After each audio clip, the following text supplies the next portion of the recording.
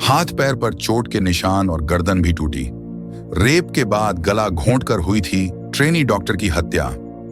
ये खौफनाक वारदात 8-9 अगस्त की रात की है, जब कोलकाता के राधा गोविंदकर मेडिकल कॉलेज से ट्रेनी डॉक्टर की लाश मिली थी। इस डॉक्टर की उम्र 31 वर्ष थी, जो उस दिन 3 और डॉक्टर्स के साथ नाइट ड्यूटी पर थी। कोलकाता के आरजीकर मेडिकल कॉलेज में लेडी डॉक्टर से रेप और मर्डर केस के बाद जहां देश भर में चिकित्सकों में आक्रोश है, तो वहीं इस घटना के बाद एक बार फिर महिला सुरक्षा जैसे मामलों में पुलिसिया चूक को लेकर सवाल उठने लगे हैं। दुष्कर्म और हत्या के इस केस में कई खुलासे हुए हैं।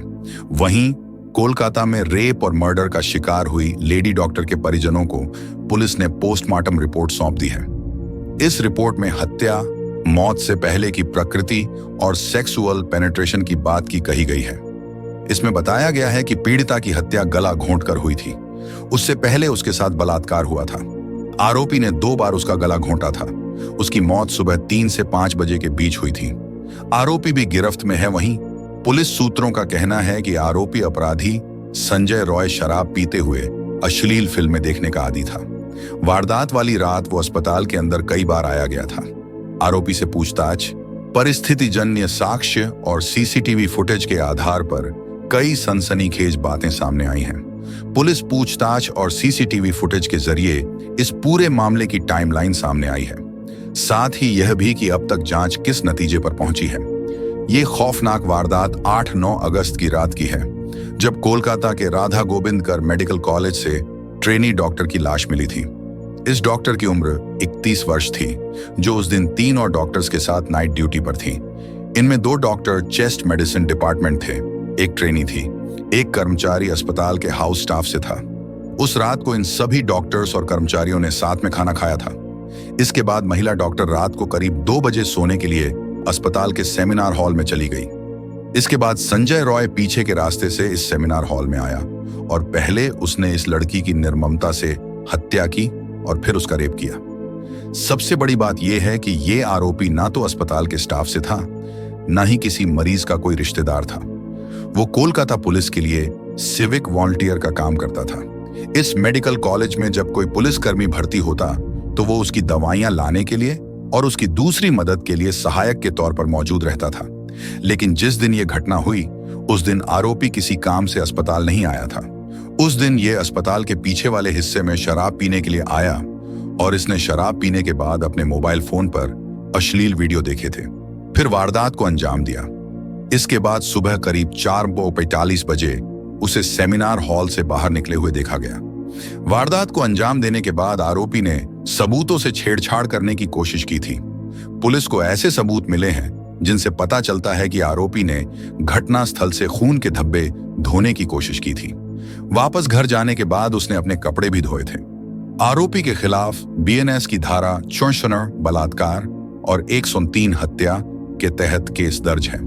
इस मामले का मुख्य आरोपी संजय रॉय पुलिस कल्याण सोसाइटी का सदस्य था। वह 5 अगस्त से 8 अगस्त तक खड़गपुर के सलुआ में एक बैठक में शामिल होने के लिए पहुंचा था।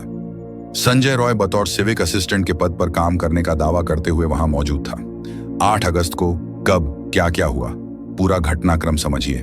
सुबह संजय रॉय सलुआ से कोलकाता लौटा। दोपहर कोलकाता आने के बाद वह दलाल बनकर एक मरीज को आरजीकर अस्पताल में भर्ती कराने गया।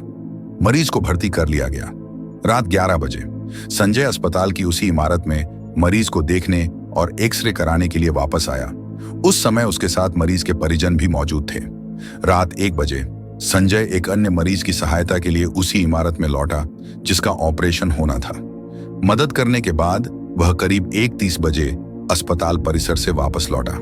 रात 3 बजे संजय आरजीकर अस्पताल के पीछे मरीज के एक रिश्तेदार के साथ शराब पीते भी देखा गया। उन्होंने मरीज के साथ आए शख्स की मदद के लिए पैसे दिए और उबर बाइक बुक की ताकि वह घर लौट सके। रात 3 बजे के बाद संजय चेस्ट मेडिसिन बिल्डिंग की 3री मंजिल पर गया। कुछ ही मिनटों में वह सेमिनार हॉल में पहुंचा, जहां महिला डॉक्टर आराम कर रही थी। संजय ने वहां कथित तौर पर महिला डॉक्टर के साथ दुष्कर्म किया और हत्या कर दी। लगभग 40-45 मिनट बाद वह सेमिनार हॉल से बाहर चला गया। सुबह का घटनाक्रम। सुबह 4:37 बजे सीसीटीवी फुटेज में संजय को बाहर निकलते देखा गया। वह अपनी बाइक लेकर बैरक में वापस आया और सो गया। सुबह कोलकाता पुलिस ने सीसीटीवी फुटेज में संजय की संदिग्ध गतिविधियों को देखा और उसे बैरक से उठाकर अस्पताल ले गई। दिन भर की लंबी पूछताछ के बाद देर शाम को संजय को गिरफ्तार कर लिया गया। यह मामला कोलकाता में मेडिकल फील्ड को हिला देने वाली एक बड़ी घटना के रूप में सामने आया है, जिसमें पुलिस की तेजी से कार्रवाई कर आरोपी को पकड़ने में सफलता पाई। वहीं अब बता दें, आरोपी अब फांसी देने के लिए गिड़गिड़ा रहा है। उसने अपना गुनाह कबूल कर लिया है और पूछताछ के दौरान कहा, हाँ मैंने अपराध किया है, मुझे फांसी दे दो। पुलिस की जांच में पता चला कि आरोपी संजय रॉय में लंबे समय से मारपीट करने की प्रवृत्ति थी। पूछताछ में उसने अपनी मां, बहन और पत्नी पर भी हमले की बात कबूल की है। कोलकाता पुलिस ने पीड़ित और आरोपी दोनों के 2 मोबाइल फोन जब्त किए हैं और जल्द ही आरोपी के फोन से डेटा निकालने की प्रक्रिया चल रही है। आरजीकर अस्पताल से सीसीटीवी फुटेज जांच के लिए जुटाई गई है। अधिकारियों ने न सिर्फ डॉक्टरों सहित अस्पताल के कर्मचारियों से पूछताछ की है, बल्कि तैनात 5 पुलिसकर्मियों से भी पूछताछ की, ताकि अपराध के संबंध में कोई भी जरूरी जानकारी जुटाई जा सके। मामले के बारे में सोशल मीडिया पर बढ़ती अटकलों और अफवाहों के बीच पुलिस ने मामले से संबंधित 15 लोगों की पहचान की है। पुलिस सभी से अपराध के संबंध में पूछताछ करेगी। मामले में कोलकाता पुलिस फिलहाल फोरेंसिक जांच कर रही है। मेडिकल जांच के लिए डीएनए सैंपल भी इकट्ठा किए गए हैं। जांच के लिए इन सैंपल्स को फोरेंसिक लैब में भेजा है। अपनी चल रही जांच में पुलिस अस्पताल से सीसीटीवी फुटेज की जांच कर रही है। खास तौर पर रॉय की पिछले 30 दिनों की गतिविधियां देखी जा रही हैं। पुलिस इस बात की जांच कर रही है कि इस दौरान उसने किन लोगों से मुलाकात की या किससे संपर्क किया, ताकि किसी संदिग्ध व्यवहार या गलत हरकत के पैटर्न की पहचान की जा सके।